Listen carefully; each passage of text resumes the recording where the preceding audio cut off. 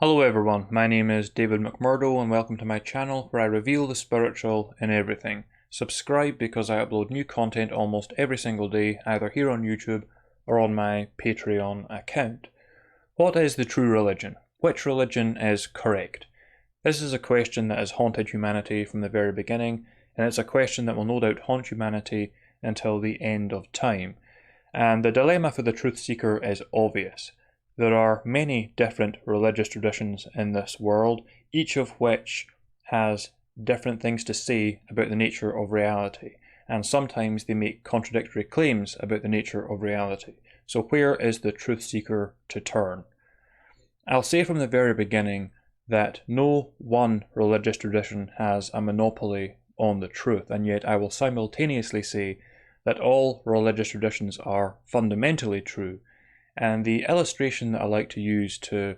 explain this is that of a series of wells that have been built on a vast expanse of land. Now, each of those wells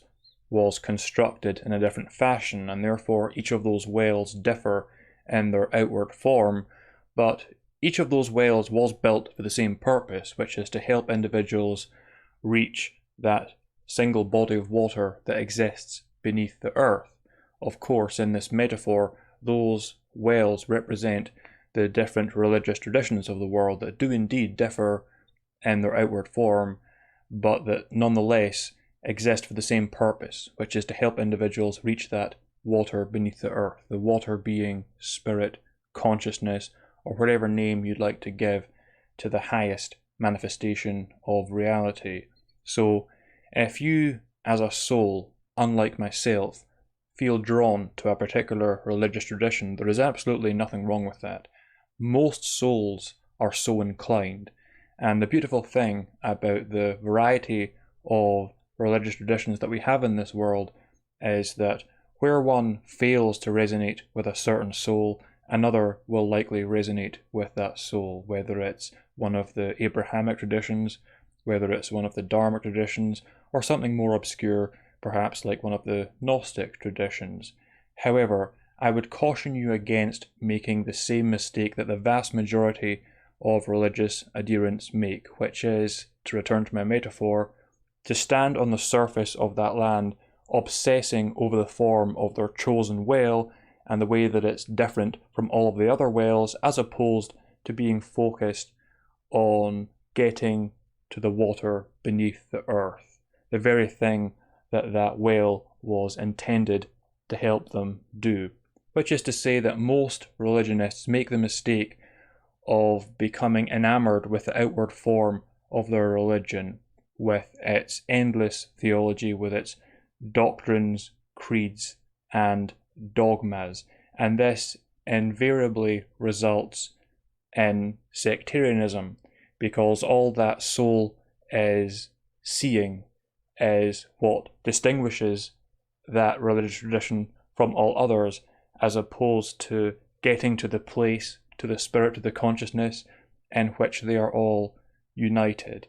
And this is why religion, for the most part, has been such a destructive force throughout all of human history. Because for as long as one soul is saying, I am a Christian and this is the unique way to the truth, and for as long as another soul is saying, I am a Muslim and this is a unique way to the truth, and for as long as another soul is saying, I am a Jain and this is a unique way to the truth, we as souls in human form can never be united. But if each of us can reach that spirit, that consciousness, that God, whether it's through a religious tradition or not, then we will be united, because it is in that spirit, it is in that consciousness, it is through God that we are united.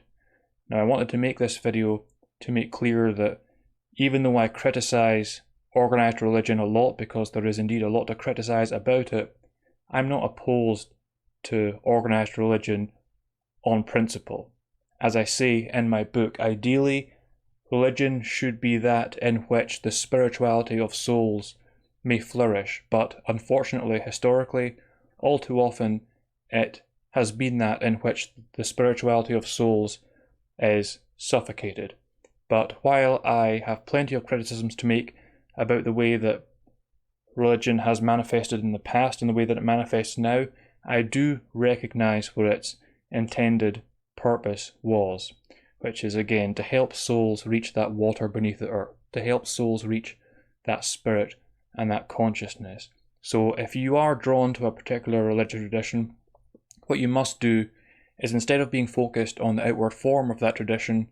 you must focus on the mystic heart that beats at the centre of all of these religious traditions. And the way you do that in the beginning, on the most basic level, is to heed far more